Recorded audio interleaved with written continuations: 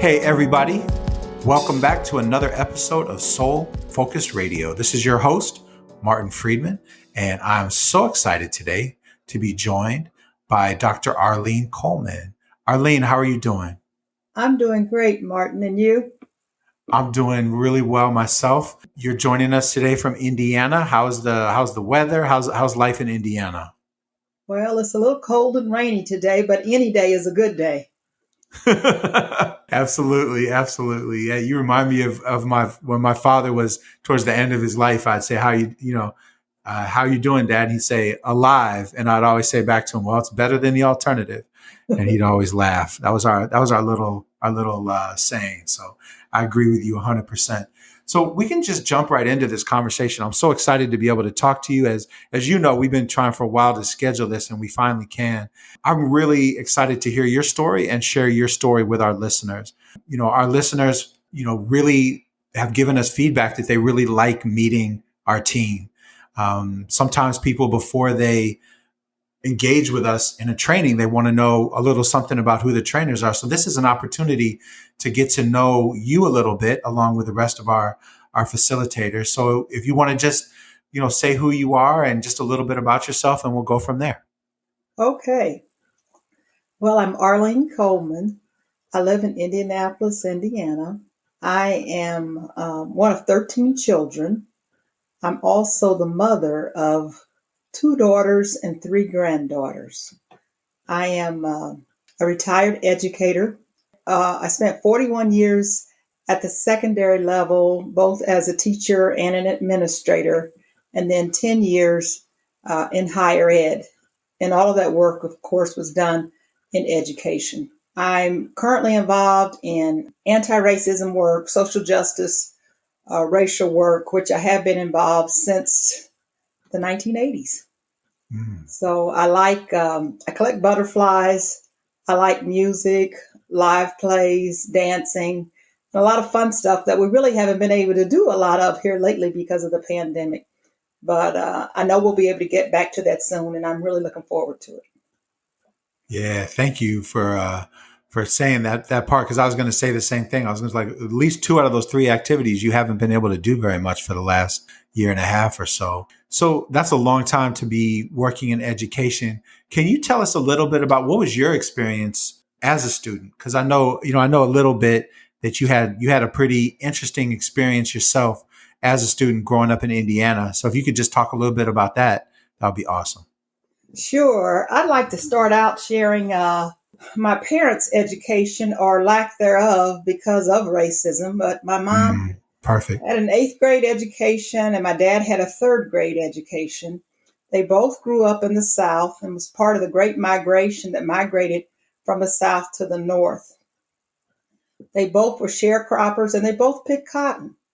And so as a result of their being prevented from getting a good education, my mom made it her goal to get all 13 of her children through high school. So that was her goal, and I'm proud to say she was able to accomplish that. Wow. Being the youngest girl of 13 children, I was the first to go to college, and I was able to do that because I was surrounded by so much love and so many people that saw potential in me and took an interest in me. I went to the Indianapolis public schools. We moved in 1960 from what was considered the black side of town near Indiana Avenue and where IUPUI currently is now. We moved north when I was in kindergarten to a neighborhood that had a mixture of blacks and whites. And I was, as I said, in kindergarten at this time. And it really was just a matter of less than 2 years before that neighborhood turned all black. We probably are familiar with redlining and how when so many blacks move in, whites move out of a neighborhood because they see it as going down. And that's exactly what happened in my neighborhood. I was able to go to an elementary school in that neighborhood that had both black and white teachers. And it was those teachers that saw potential in me and took me under their wing. It was 2 black teachers in particular. I had known since 3rd grade that I wanted to be a teacher. But when I got in junior high school, Back then it was called home economics. The home economics teacher said, hey, if this is what you want to do, we're going to help you to get there. And so she and one of her friends started taking me to 4-H meetings, 4-H competitions, and taking me to various colleges in the state and just nurturing me and helping me along. And one of them said, you're going to go to George Washington High School. And when you get there, I have a friend who teaches there and she'll be waiting on you. And lo and behold, Miss Howard stayed in touch with me. Miss Davis became my new mentor. And those ladies just loved me and threw so many opportunities in front of me and just surrounded me and gave me all that I needed to be successful, and even was instrumental in helping me get into Purdue University in West Lafayette, Indiana. And so as I look back on that, but by my mother, those women, and the grace of God, I probably would not be where I am today. But through all of that community love and neighborhood giving and support and encouragement, I have to say that's how I got to where I am today. Or at least that was the beginnings. That was the start of my getting to where I am today. Mm-hmm. Yeah, that's a beautiful story. By the way, I'm old enough to remember home ec too. I remember I took home ec in junior high school. And that's when it was junior high school, before it was middle school too, when it was seventh, eighth, and ninth grade. So yeah, so we've both seen a lot of changes in education. For sure. So when you went to that school, the elementary school that you went to, had it already been desegregated, or was that part of your experience where you were actually part of desegregating that school? No, that school was already, as I said, the neighborhood was mostly a mixture from about 60 to 62. And then not only Uh, did the neighborhood turn all Black, but the yeah. student population at the school did as well. Some of the Okay. white teachers stayed there, but when I Mm. graduated from 8th grade, I had all Black classmates. Wow. Wow. Yeah, And so that's when I went, amazing. So you were. Oh, I'm go ahead. sorry, I'm go sorry. ahead. No, you go ahead. I was just saying, so when I went to high school, I had the option to go to George Washington, Crispus Attucks, or Shortridge, and I I chose George Washington because that's where older siblings had gone, and in fact, I had a brother who was Mm. there the time that I arrived. And now Washington was a mixed school because people could in IPS you could choose from all over the city which of those schools, high schools, you wanted to go to Hmm. at the time that I came along. So, in fact, there were a lot more whites at that school than Blacks, and mostly white teachers. We had a few Black teachers, but mostly white teachers. Yeah. Thank you for sharing that. I had the opportunity to train with the Racial Equity Institute at Crispus Attucks High School. So I got to know that history there and some of the history of the schools, but to hear from you firsthand is very powerful. Oh, thank you. You, yeah, I mean, firsthand, you got to watch, Indianapolis change, right? You got to watch that white flight and, the redlining, when the red line gets crossed, then there's white flight, then they red line again. So you really got to see that up front and personal. I How got, else did I got that, to did see a that lot show of. for you? No, you're good. You're good. Go ahead. I just said I got to see a lot of that. As I said, I'm from a family of 13, and so my first 5 siblings had to go to Crispus Attucks. The Mm, second 5 of us had the option, and so we went to George Washington. The last 3, which were all boys, were involved in the beginning of some of the beginning of IPS's busing, the public schools busing. mm, Uh, mm-hmm. Charles, the oldest of those 3, had to go to Manual, and then the last 2 boys had to go to Northwest. So by the time they came along, there was a lot of busing taking place within IPS. So you really experienced that firsthand. You really did in Yes, your family. And all thirteen graduated from high school, you said. All yes, 13. yes. And you were the first to go to college. Did some of your other siblings go to college later on? Most of them did. Mostly all of them either went to college or a trade school or technical Mm, school or something, but everybody got training beyond high school. okay. And so tell us a little bit about what was your journey around higher education. I introduced you as Dr. Arlene, and I know we've had this conversation before because I always want to call you Dr. Arlene because anybody that took the time to get those letters in front of their name, I always want to honor it because I certainly didn't do that, put in that time and energy. So tell us a little bit about your journey through higher education. Well, as I said, I got the first degree from Purdue, in West Lafayette. Yep. And I started teaching for really it's about my first year of teaching.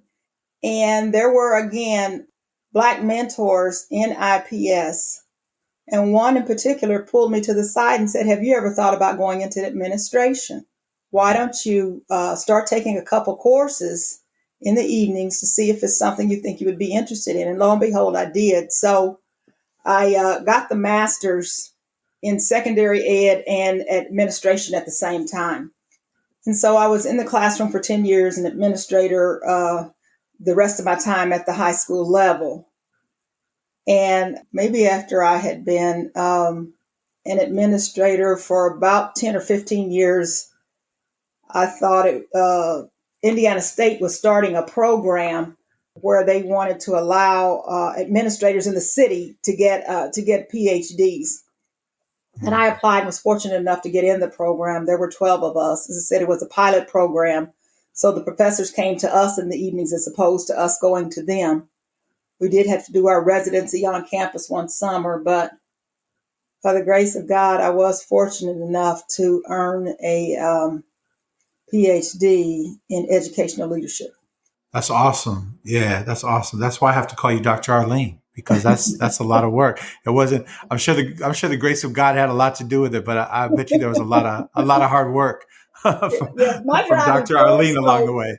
Yeah, my driving force was my mother because she said she'd always wanted to be a teacher, and while she wasn't able to do it herself, she was able to see it become a reality in me. And so I thought for her to have 13 children, if she could have one at the highest degree possible, that would certainly do her well as myself. And so I worked on it for me, but I worked on it for my mom as well, even more so. What do you carry with you from your mom? Because I can only imagine just, you saying her story of her being a sharecropper and picking cotton and then coming up to Indiana, just, and having 13 children and having all of them graduate from high school. What do you carry from her in you, to keep her legacy going? Because it sounds like keeping her legacy going is very important to you. I carried my mom's determination. I never met a more determined woman. We all love our mothers and think highly of them, but my mom she was a genius, and she was so giving. You never met her when she wasn't giving you something, whether it was a blanket or some food or some money. And she not only did that to her children, she did that to everybody that she came in contact with. And so I've picked that up from her. But I remember printing off Christmas cards. A Christmas letter that I had written one year and taking it to have it printed, and I couldn't get it printed. I don't know if the shop was closed or what. And she was with me. And I said, well, I guess I won't be sending them this year. She said, yes, you will. She said, we're going to find another store. We're not stopping here. And that was just the way she was. I never will forget. She made my brother ride to Greenwood with me in the 70s because I took a class on a Saturday, and Greenwood was considered a sundown town, and she did not want me going there by myself. So I'm in college. My brother's older than me. She told him to clear his schedule because he was riding down there with me, which he did. Wow. She also was sick in the bed with the flu, and I had to drive to Lafayette to take a final exam, and I couldn't find anybody to go with me. That woman put a coat on, sat in the back of the lecture hall, and stayed there until I finished that test, and then we rode back home together. So those are just a few of the stories. And she not only treated me that way, my sister-in-law used to say she didn't know of anybody that had 13 children and spoiled every one of them. So that's just a little example of the kind of woman she was. Yeah. I would love to hear more. You use the terminology genius, and at Soul Focus Group, we often share the genius study. And we talk a lot about the fact that genius is a misused terminology, that people think in order to be a genius, you have to have memorized a lot of facts and be able to, talk about all those facts. And you need to be able to, take a lot of tests and, go really far in college, et cetera, et cetera. That's how we've come to misunderstand genius, but we talk about the genius study, which really measures like creative problem solving abilities. So I'd love for you to talk a little bit about how your mother was a genius. Well, my mom and my dad both were geniuses, and I wouldn't Mm-hmm. limit it to just them. I would limit it to all of the African Americans that came before us that managed to survive and go on and do well under the Mm-hmm. conditions that they existed. When you start talking about book sense versus common sense, they're second to none. Those people were able to invent things. When you talk, we always laughed and said, Mama would go in the kitchen with nothing and come out with a meal. So when Mm-hmm. you talk about people born her generation and long before her, they were so creative and inventive and could sit down and figure out whatever situation they were in and come out a survivor. Mm-hmm. Yeah, that's beautiful. And I mean, it's criminal that we don't recognize that, that we don't see that as genius, and that there's been, and when I say we, I mean we as a society, that we've Right. never put value on something that should have so much value put on it like that. Right. Yeah, so I think we're going to transition in just a minute here to talk about to talk more specifically about education, your experience in education, how you saw racism playing out in the education system, and your experiences, and a little bit about how you see us moving forward to end racism in education. Because as our listeners know, we definitely still talk about being anti-racist because we're obviously against racism, and we're also talking about evolving past just being anti-racist to really solving that problem of racism, really solving for racism in every system and in all our lives. So I definitely want to transition our conversation to that in part two, but I just wanted to see if there's anything else that you wanted to share about your journey, about yourself, about anything else that you want to say. Oh, I can't really think of anything in particular right now. I just know that I feel very fortunate in being able to accomplish what I have in life in terms of education. And so I, in turn, try to pass that on. A perfect example is where I borrowed a friend of mine's dissertation, and I think I had it the whole time I was working on my degree. And so my Mm-hmm. way of giving back was to order three of my own dissertations, which I loan out to people as they come to me and tell me they're working on their dissertation if it is a qualitative study. Even if it isn't a qualitative, if it's a quantitative study, I say, here, take this, keep it as long as you need it, because I'm paying back what was given to me and trying to pay forward as well. Mm-hmm. Yeah, I think that's such a powerful aspect of your story, which I think is coming through so clearly. Is your approach is not an individualistic approach at all. I'm hearing very clearly from you the connectedness, the relationships in every aspect. You talked about your family and how important of a role they played in your success. You talked about different mentors you had along the way in the educational field. So I think coming through so strongly is your recognition of how important relationships have been in your life to get to where you are. Martin, there is one other thing I'd like to share, and this has been my Yes. theme, and this has been what I've shared with anybody that has much conversation with me at all about my dissertation. Yes. I wasn't sure that I thought I may have bitten off more than I can chew. I wasn't sure that I could accomplish that. I tell people I can pick out other people's errors, but I'm the world's worst speller.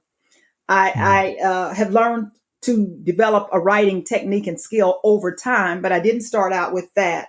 And so I really oftentimes had pity parties for myself as I was working on the dissertation. And Mm. every time I would get down, sometimes I would cry, sometimes I would be upset. But my story, as a result of going through that process, is God sends you what you need when you need it. Every Mm. time I would get like that, either the phone would ring or somebody would be at the door or I'd open up the mail. I always found the assistance, support, encouragement, and love that I needed all along the way. And so in the end, I ended up not having one graduation party, but having two, Mm. one for coworkers and friends, and another for my family. And both of them had a large number of people at them. So We had a real celebration in the end. But I always tell you that the motto for me during the whole process was God sends you what you need when you need it. Mhm. Yes, and you have to be open to receive it though too, right? Yes, Because you do. a lot of us aren't open. So you had to be open. You had to have an openness even through your frustration, even through your tears. You had to have an openness to receive, the assistance that was coming your way. Yes. Well, I just want to thank you. This was enlightening for me. Just for me to get to know you a little bit better, and I'm sure that our listeners really appreciate you sharing what you did about your family and about your experience growing up. And we'll close out part one here, and then with part two, we'll just talk a little bit more about your experience as an educator and how you see us moving forward to a more liberated education than we've had to this point. So I want to Martin, thank. I Go just ahead, want to jump in and say one other thing. please. I think it was important to share the struggle and the sacrifice in telling my story because people look at others and think, oh, it came as a gift or it just happened, it just fell in their lap. When we know when you accomplish anything in life, there's a story behind that accomplishment. And so I like to share with people some of my struggles. So anybody out there that's attempting that, know that it is possible to get through the end. And yes, you may struggle, but there'll always be somebody there to help you. You just have to have an open heart and a willing mind in order to receive that help, as you said. Yeah, that's so important. Thank you for really emphasizing that, right? Because it's a lesson that all of us need to be reminded of every day. Even if you come from a lot, even if you come from a lot, you had a lot of advantages growing up. There's still going to be moments in your life where you don't think you have what you need to get done what you're trying to do. So Right. all of us can relate to that. All of us. So again, I just want to thank you so much for taking us on this journey with you of your life to this point. And I want to thank our listeners as always for being on this journey with us. Know that we love you. We care about you. We're excited to build a new and exciting world with you and honor where we came from, honor the relationships, honor the people in our lives that got us to where we are. This is an ahistorical nation. We forget our history. We forget our stories. We forget our past. So I want to hold up how Dr. Arlene really honored her story and the story of her family. And because we need to start remembering our history. We cannot be ahistorical. And this country is asking us to forget our history, and we can't let that happen. So thank you for coming on this journey with us. We ask you to go to soulfocusgroup.com, check out everything that we offer, continue on this journey along with us. And we want you to stay safe, stay well, and most of all, stay soul focused.